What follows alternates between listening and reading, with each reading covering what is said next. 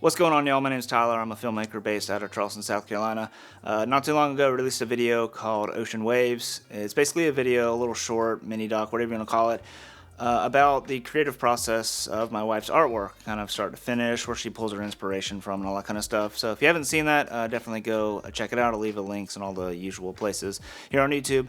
But what I thought I could do in this video is kind of break down the lighting, the interview setup that I did with the lighting and all that kind of stuff. So after I did the interview and everything, I grabbed my camera, just kind of walked around and kind of showed you the whole setup. So we'll go cut to that here in a second, and then when we come back, we'll jump here on DaVinci Resolve, and we can just kind of show how the lights affect the scene and the whole aesthetic of the interview. I was really stoked on how it looked, so I figured I'd kind of share it with y'all, so hopefully this could be helpful for any of you out there that are going to be filming an interview.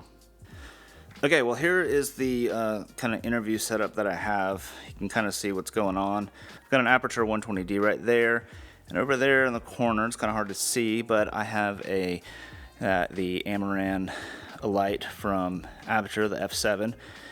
And so yeah, right here I've got kind of a tight angle, kind of a B-cam with the Blackmagic Pocket 4K. Got a doggo there, and a doggo there, and my lovely wife, who's a huge sport on this. This is kind of the framing that I have on the C200. Chell, if you want to look up at me real quick. Yep, so that's kind of the thing I got. Here we have the small HD, and it's actually connected to the C200. It was just on the pocket camera because it was easier to leave it there. And you can kind of see I've got a little bit of contrast, and you can see just on this side kind of a little bit of Rembrandt lighting. And if we walk over to Chelsea, you can kind of see on the side of her face she's got a little bit of light spilling over from the 120D, but it's kind of got a little bit of Rembrandt-ish light going on. Over here I've got an Amaran F7 just to give her a little bit of a kicker in her face. And you can see just kind of what's going on. I've got a grid on the 120D just to kind of focus light on her, just to kind of keep the exposure down back there. And then I've just got a little shotgun mic right here, MKE 600. So standard room, all the other lights are off. And this is like pretty quick setup. There's no flags, no silks, any kind of thing like that. And yeah, I just wanted to show you kind of what we have here. So we've got 120D Mark II with the light dome too, a little sandbag for safety. Shotgun mic just on a mic stand, and yeah, so let's just go ahead and turn the lights on and off, and you can kind of see how it ends up looking.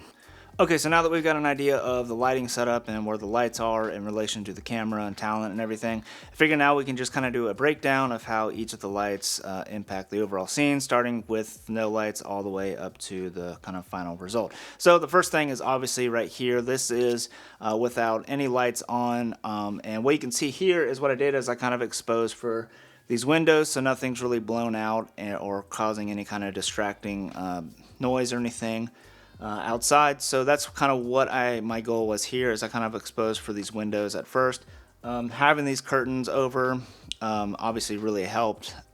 There's just a street outside, so what I went for is I just closed these blinds. Number one, it softened that light up tremendously, and number two, it's just got a really cool texture and pattern behind it.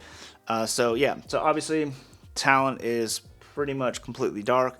There's a little bit of light on the right side, or left side of her face rather, and that's just kind of coming in. There's a door over here, and a little bit of that's bouncing off of a wall, but that's going to be bled out as soon as we turn on the 120D.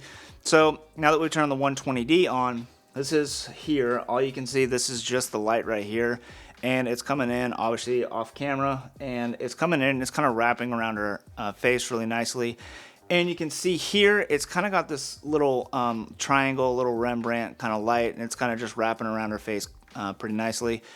So that's just with the light on. And honestly, even with just this setup right here, just with the softbox, obviously because I have the grid on it, the background is still pretty dark, and the exposure is kind of where I wanted it. But you can see here, just with the 120D, it's a really pleasing look, and yeah, it looks really good.